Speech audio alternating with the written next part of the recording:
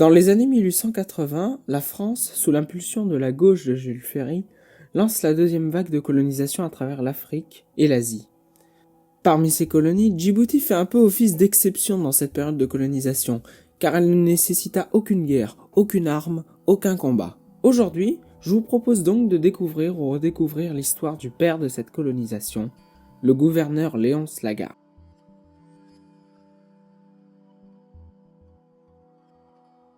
Alors, Léonce Lagarde, ou de son nom complet Antoine-Marie-Joseph Léonce Lagarde, est né le 10 octobre 1860, à Lemptes sur Alagon, en Haute-Loire. Il est le fils d'Antoine Lagarde et donc de Catherine Théogolo. On n'a pas beaucoup d'informations sur sa jeunesse. On sait juste qu'en 1878, Léonce Lagarde devient bachelier de lettres et rejoint son père au travail à la préfecture. Puis, en 1881, il finit par rejoindre le Saint-Siège, donc une organisation administrative liée au Vatican. Il devient donc un représentant moral du pape. En 1882, il devient le secrétaire particulier du gouverneur de Cochinchine. L'année suivante, il est nommé commandant de cercle, donc qui correspond à une petite unité d'administration en Afrique, et plus précisément au Sénégal. Mais néanmoins, il ne va pas rejoindre cette affectation, car il sera envoyé comme commissaire extraordinaire en mission spéciale pour la reconnaissance et la délimitation du territoire d'Obok. Alors, Obok n'étant pas un territoire très connu, plusieurs questions se posent. Qu'est-ce qu'Obok? Où est-il situé? Pour le comprendre, il nous faut revenir quelques années en arrière, plus précisément en 1859. Le 4 juin 1859, un commerçant nommé Henri Lambert, qui est aussi un ancien agent consulaire de France à Aden, est assassiné dans le golfe de Tadjoura. Aussitôt, le vicomte Alphonse Fleuriot de Langle, commandant de la station navale de la côte orientale, alors basée sur l'île de la Réunion, conduit une mission qui arrête les coupables, les remet aux autorités turques et envoie une délégation de notables afars à Paris. Il est à noter qu'à cette époque, la région est partiellement contrôlée par l'Empire ottoman. C'est pour cela qu'il en revient aux autorités turques. C'est alors que l'un des membres de cette délégation, le sultan de Tadjoura, Dini Ahmed Abou Bakr, et Édouard Touvenel, ministre de Napoléon III, finissent par signer le 11 mars 1862 un traité de paix et d'amitié. Ce traité stipule que la France achète les ports, rades et mouillages d'Obok situés près du cap Ras Bir, avec la plaine qui s'étend depuis Ras Ali au sud jusqu'à Ras Doumeira au nord. Le tout pour un total de 10 000 thalers Marie-Thérèse, une sorte de monnaie internationale. Le cap du Ras Doumeira est donc la limite septentrionale d'Obok, même si, et ça va être important pour la suite, ça reste assez flou. Enfin bref, voilà le cadre, revenons donc en 1883.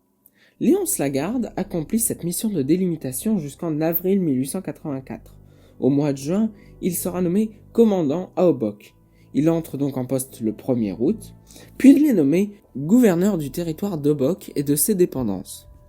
À ce moment-là, et en accord avec les chefs locaux, il étend le territoire de la nouvelle colonie vers le sud du golfe de Tadjoura. En 1888, après la signature d'un accord frontalier avec les Britanniques, la ville portuaire de Djibouti est fondée et l'administration y est transférée depuis Obok vers 1895. L'année suivante, la colonie est renommée la Côte française des Somalies. Son nouveau nom ne correspondra pas tout à fait d'ailleurs, puisqu'il ne s'agit pas du même peuple que le peuple somalien actuel. C'est pour cela que le pays s'appelle simplement aujourd'hui la République de Djibouti. Alors, quand on s'imagine des colonies, on imagine des territoires immenses, comme par exemple avec l'Algérie ou encore l'Indochine. Mais en réalité, il y a parfois des colonies qui ont des territoires très petits, comme les Antilles, mais c'est aussi le cas de la côte française des Somalies, qui n'a une taille qu'équivalente à 4 départements français, ce qui n'est pas la plus grande des colonies à cette époque. Et c'est ce qui fait d'ailleurs que Léonce Lagarde occupe plusieurs postes à cette colonie. Il est à la fois gouverneur, mais aussi chargé du service politique et consulaire à Zeila et à Harar. Et il a aussi une carrière diplomatique. D'ailleurs, revenons-y sur cette carrière diplomatique. Entre 1885 et 1896 se déroule en Éthiopie une guerre difficile entre le Négus Ménélique II et l'Italie qui souhaite agrandir son empire colonial. Cette guerre aboutira à la victoire de l'Éthiopie en 1896 lors de la bataille d'Adwa. Léonce Lagarde est alors envoyé en mission auprès de l'empereur Ménélique II, car la France avait soutenu l'Éthiopie en envoyant plusieurs canons contre l'Italie. Lagarde devient de 1897 à 1907 ministre plénipotentiaire en Éthiopie. Il négocie avec le Ras Makonnen, gouverneur de Harar, puis avec Ménélique II, les premiers accords franco-éthiopiens sur la côte française des Somalies et le Nil. En symbole d'amitié, l'empereur Ménélique le fait duc d'Entoto, une petite montagne à côté d'Addis-Abeba, symbolisant la proximité de la France avec l'Empire d'Éthiopie.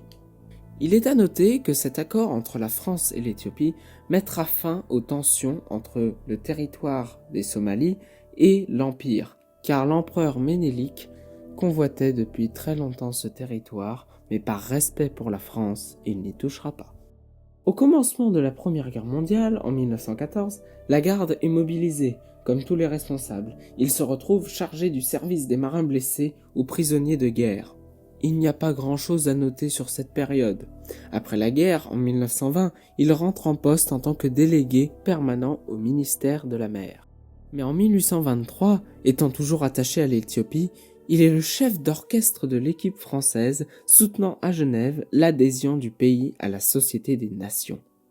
L'année suivante, Lagarde contribue à la réussite du voyage officiel dont il est le parrain, le futur empereur Haïlé Sélassié, fils du Ras Makonnen de Harar.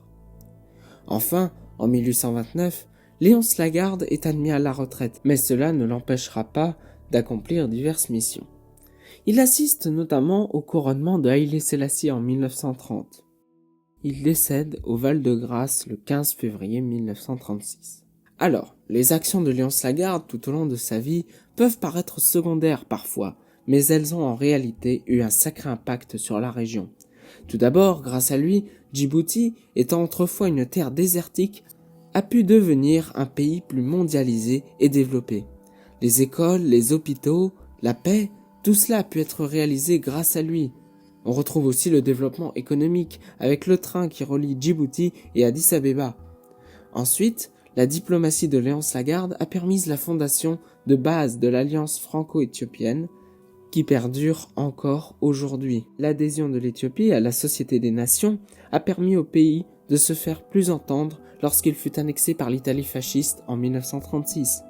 Si Lagarde n'avait pas été là, le discours de Sélassié n'aurait pas été prononcé et l'Éthiopie aurait eu beaucoup plus de mal à retrouver son indépendance.